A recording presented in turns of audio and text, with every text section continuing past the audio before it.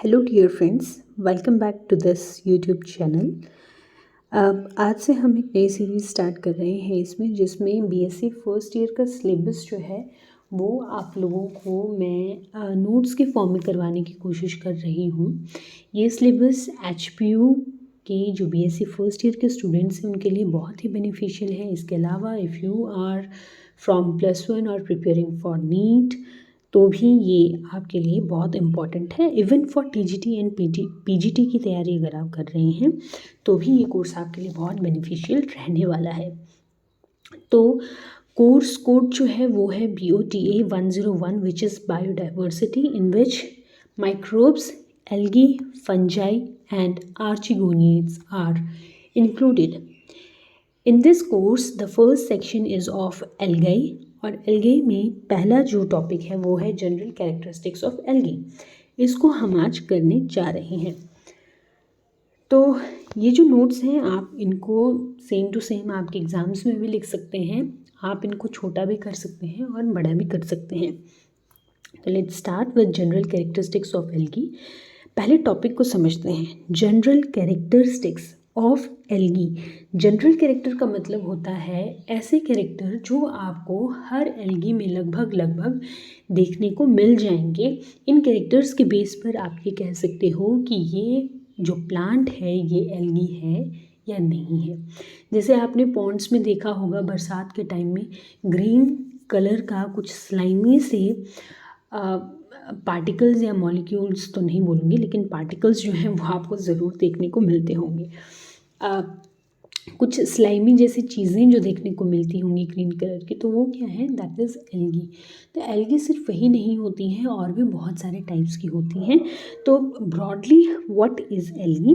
तो algae is a group of, अब ये 3-4 जो टर्म्स हैं ये आपको पता होनी चाहिए, ये उसकी डेफिनेशन में आप ज़रूर लिखेंगे।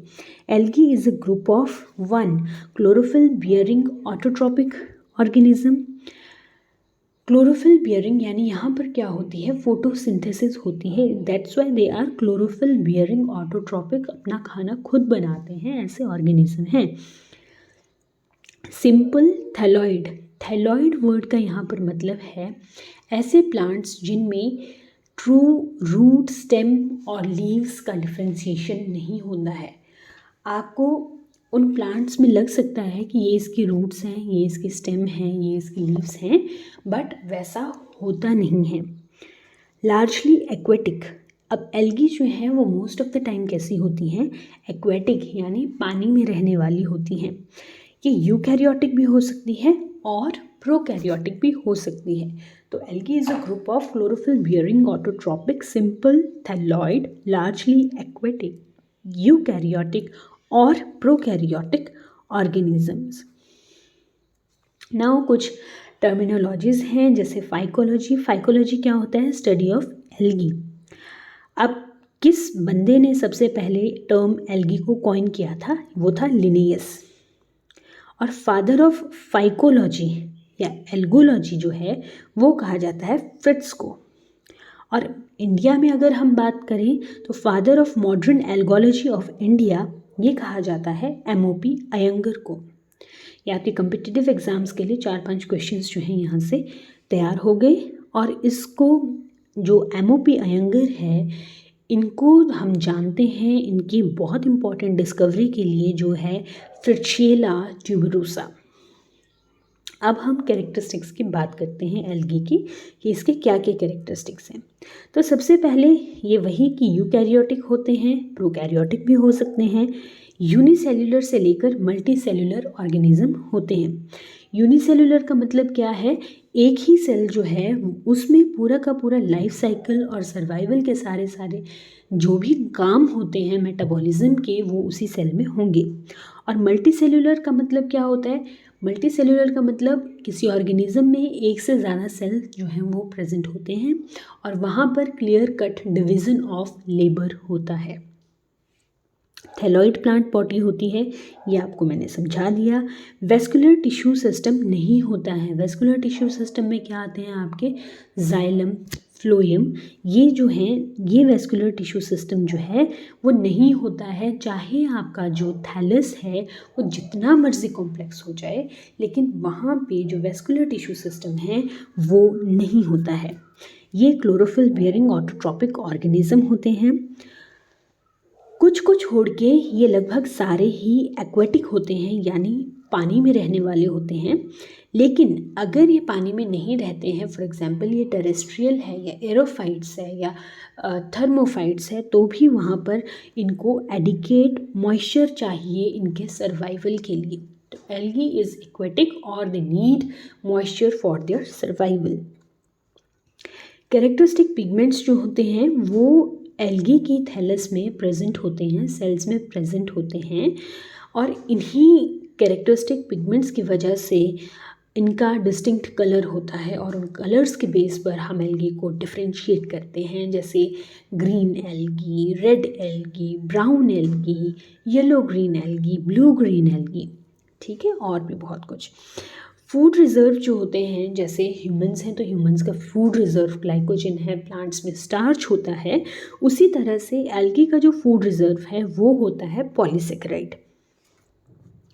अभी रिप्रोडक्शन का अगर हम देखें तो सेक्सुअल और एसेक्सुअल मोड ऑफ रिप्रोडक्शन होते हैं, किसके साथ? वेजिटेटिव रिप्रोडक्शन के साथ। वेजिटेटिव रिप्रोडक्शन क्या होती है?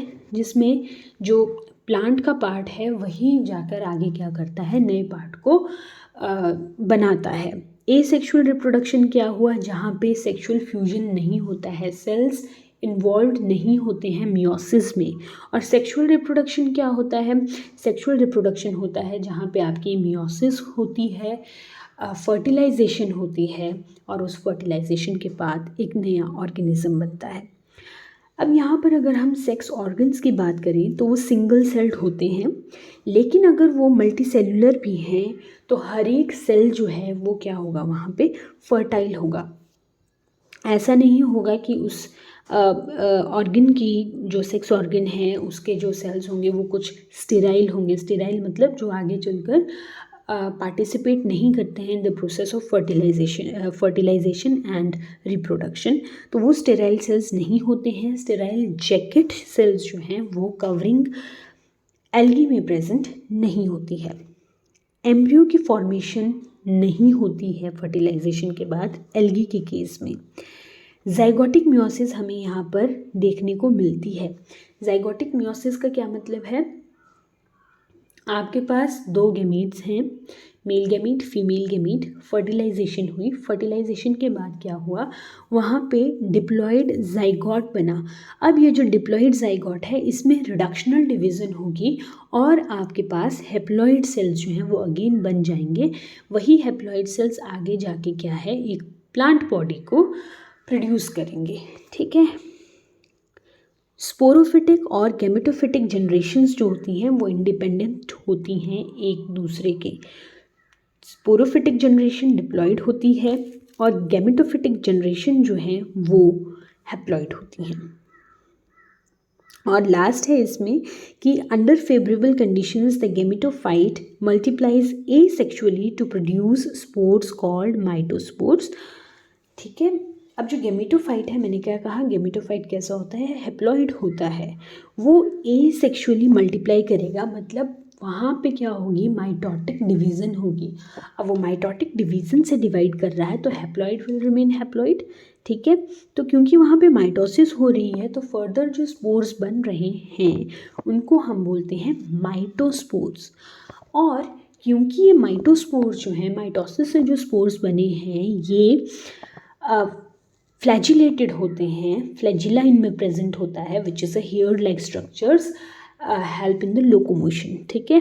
तो इनको मोटाइल होते हैं और इनको हम क्या बोल देते हैं, जू स्पोर्स बोल देते हैं। जो भी मोटाइल स्पोर्स होते हैं उनको क्या कहते हैं, जू स्पोर्स बोलते हैं। तो इस तरह से ये 12-13 जनरल कैरेक्टर्स हैं जो एल्गी में हमें कॉमन देखने को मिलते हैं। आप इन कैरेक्टर्स को अच्छे से पढ़ें और इस तरह से अगर 2 या 3 नंबर का क्वेश्चन आता है तो this material will be sufficient for you.